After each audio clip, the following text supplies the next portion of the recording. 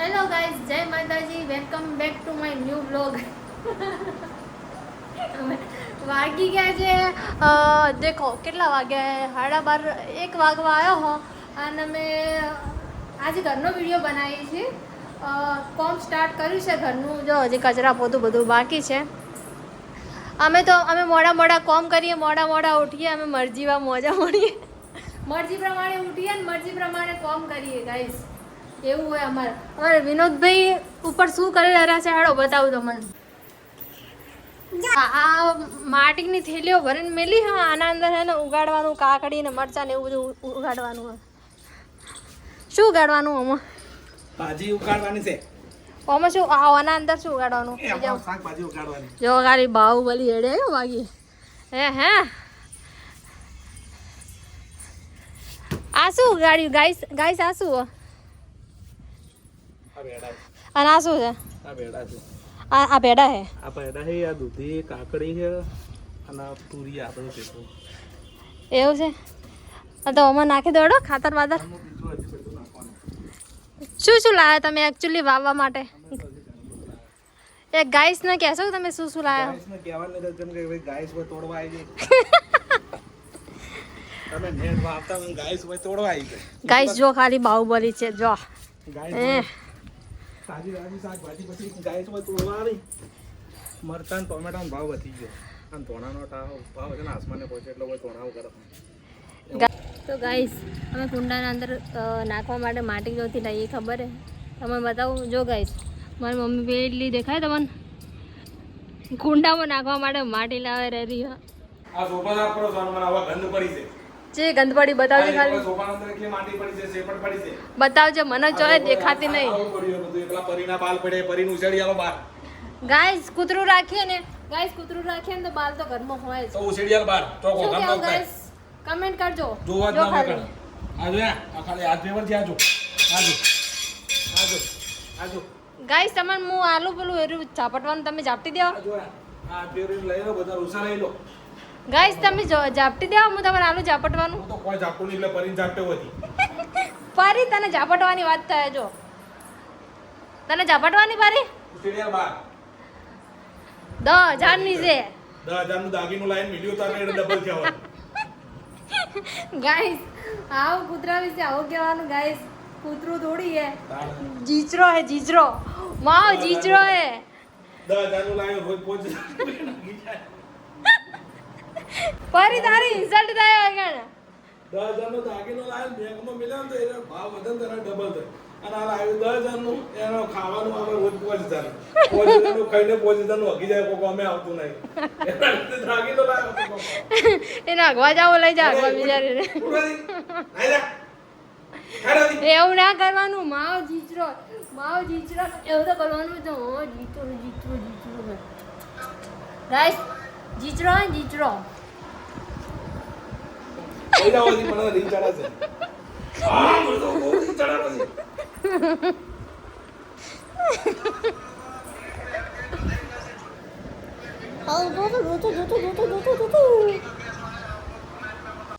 Guys કોણ કે miss ઠકરાણી કોમ નહીં કરતી? મિસ ઠકરાણીના આખા ઘરનું આટલું મોટું ઘર હે ને, આટલા મોટા ઘરનું કોમ હાથે એકલીને કરવાનું હોય છે. બોલો, ખાલી એક રોધવાનું જ છે, જમવાનું જ ખાલી હું નહીં બનાવતી, મારી મમ્મી બનાવે. બાકી આખા ઘરનું કામ હું કરું ગાઈસ. જો પહેલાં તો આ સોફા મારા ઝપેટવા પડે રોજ. આ પરીના બાલથી અમે કંટાળી ગયો. બોલો કેટલા બધા બાલ પડ્યા જો પરીના. ગાઈસ હવે કહેતા નહીં બરાબર કે મિસ ઠકરાણી કોમ નહીં કરતી ઘરનું. મિસ ઠકરાણી બધું કોમ કરે ઘરનું. ખાલી લાગતું નહીં, મારા વિડીયો જોઈને, મારા ફોટોઝ જોઈને તમને લાગતું નહીં કે હું ઘરનું કોમ નહીં કરતી બરાબર. બાકી હું ઘરનું બધું કોમ કરું, બધું જ કોમ આવડે મને ઘરનું. ઓકે ગાઈસ, હજુ તો ઘણું બધું કોમ બાકી છે ગાઈસ. સોફા ઝપટીના છે, હવે પકડી લીધું ઝાડુ હાથમાં. હવે અમે વાળશું આખા ઘરનો કચરો વાળશું. શું વાળશું? કચરો. રેડી? કચરો વાળીને પછી તમને ખબર જ હોય કે કચરો વાળ્યા પછી શું કામ કરવાનું હોય. કચરો વાળ્યા પછી પોતું મારવાનું હોય. આ તો તમને ખબર ના હોય એટલે કહી દઉં, અમુકને ના ખબર હોય કે કચરો વાળ્યા પછી પોતું મારવાનું હોય એટલે ગાઈસ. તો ગાઈસ ડોલ લઈને અમે આવી ગયા છીએ પોતું મારવા માટે. જોઈ શકો છો આ મારું પોતું છે અને અમે આનાથી જ પોતું મારીએ છીએ. આનાથી જ અમને પોતું મારતા ફાવે છે. રેડી? તો પહેલાં આપણે રસોડામાં પોતું મારી દઈશું. પહેલાં પંખો ચાલુ કરી દઈએ. પંખો ચાલુ કરવો ફરજિયાત છે, કેમ કે પંખો ચાલુ ના કરીએ તો પોતું કઈ રીતે ઉકાય? સાચી વાત ને ગાઈસ? આટલા મોટા ઘરનું કચરા બધું કરતા કરતા થાકી જાય બોલો, એટલે પાણી પીવા બેસી જઈએ. હેડો હવે પાછળ લાગી જઈએ પોતું કરવા માટે. પોતું તો કરવું જ પડશે, તો નોકરાની તો આવે નહીં પોતું કરવા માટે.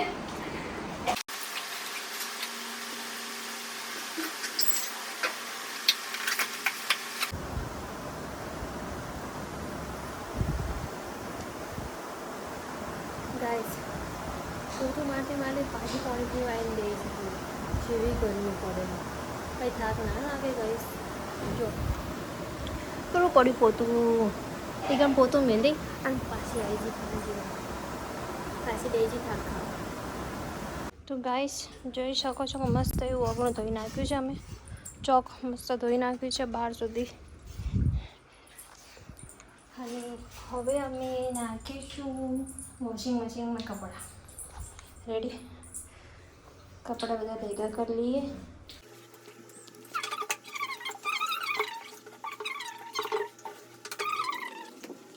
તો વોશિંગ મશીનમાં કપડાં નાખી દઈએ. મમ્મી બનાવી રહી છે જમવાનું. જમવાનું બનાવે છે મમ્મી. ને હજી તો વાસણ પડ્યા છે, પણ હવે જમવાના બધા ભેગા કરી દઈશું. પહેલાં વોશિંગ મશીનમાં કપડાં નાખી દઈએ. તો ગાઈસ વોશિંગ મશીનમાં કપડાં નાખીને આપણે બેસી ગયા છીએ જમવા. અને જમવામાં શું છે ચાલો તમને બતાવું. દેખો જમવામાં છે દાળ ઢોકળી, મારી ફેવરેટ દાળ ઢોકળી.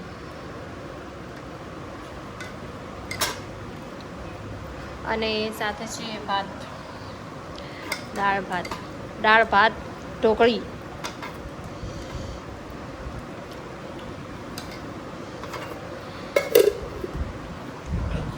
ચલો જમી લઈએ. કયા ભાત? પ્યોર બાસમતી ભાત. પપ્પા એવું કહે છે પ્યોર બાસમતી, અને પરીને તો રોટલો આલ્યો તો રોટલો ખાધા વગર હોઈ જાય પર હજુ તો ચલો ગાઈસ જમવું હોય તો આવી જાઓ. તો ગાઈસ કપડાં ધોવાઈ ગયા છે અને હવે અમે લઈને આવી ગયા છીએ સુકાવવા માટે.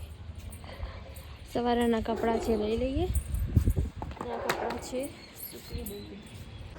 તો કપડાં નાખી નીચે આવી ગયા છીએ અને હવે અમે સાફ કરીશું કિચન. અને તમને બતાવું મારા કિચનની હાલત. જો હવે અમે કિચન સાફ કરીશું. રેડી? અને મારી મમ્મી રાંધવાનું કરે ને ખાવા બનાવે ને એટલે કિચન આવું જ થાય. રેડી? ચલો હવે કિચન સાફ કરી દઈએ આપણે. તો ફાઇનલી અમારું કિચન સાફ થઈ ગયું છે.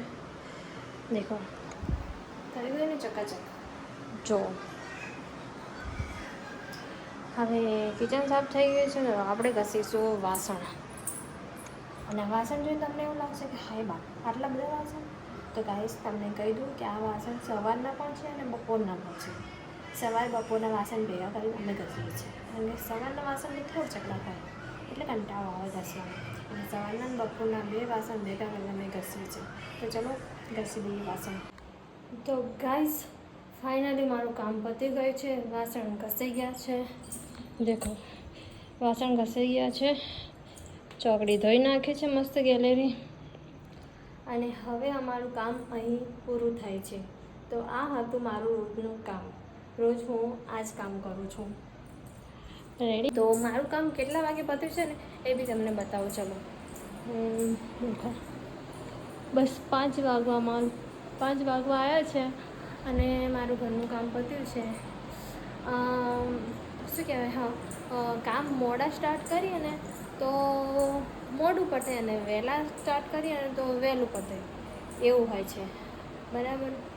તો તમને મારો આજનો બ્લોગ કેવો લાગ્યો કમેન્ટ કરીને કહેજો કે આવા વ્લોગ હું બનાવું કે નહીં. જો તમારી કમેન્ટ આવશે, મારા વિડીયો જે લોકો જોતા હશે ને યુટ્યુબમાં એ લોકો મને કહેશે ને કે મારા આવા વ્લોગ તમને ગમે છે તો હું આવા વ્લોગ બનાવીશ. રેડી? તો બાય બાય, જય માતાજી. અને હા, ચેનલમાં નવા હોય ને તો એમને જોઈ ના જતા સબસ્ક્રાઈબ બી કરી લેજો. ઓકે ગાઈસ, જય માતાજી.